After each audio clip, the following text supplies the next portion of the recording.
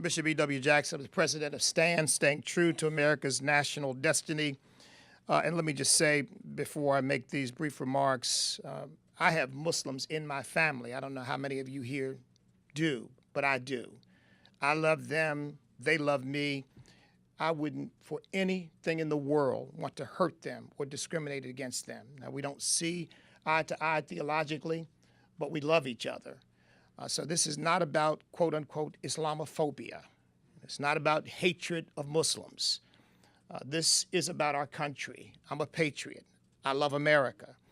And I believe that every clergy person especially is responsible for standing up against anything that we believe poses a threat to the national security and the well-being of our people.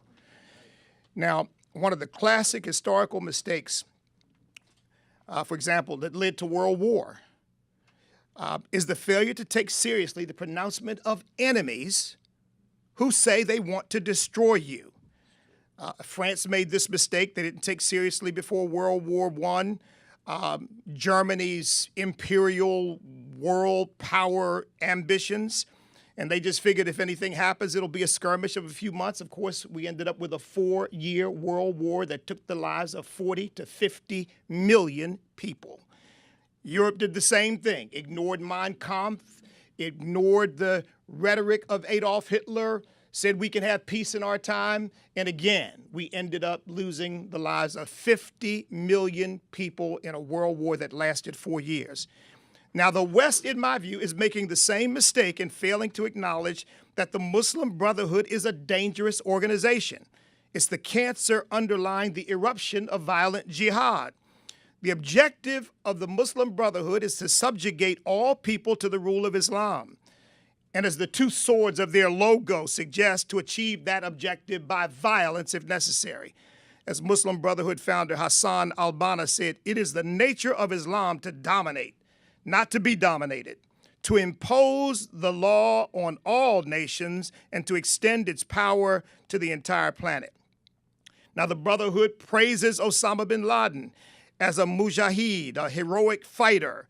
Other major terrorists come out of the Muslim Brotherhood, including bin Laden's deputy, Ayman al-Zawahiri, and Khalid Sheikh Mohammed, who masterminded, of course, the 9/11 attacks.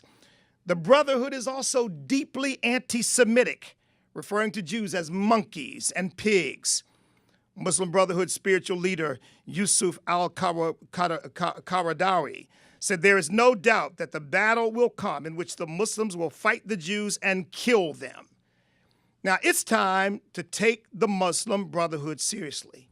And after, frankly, years of appeasement and political correctness and dangerous romanticizing, it's time for our government to declare that the Muslim Brotherhood is a terrorist organization.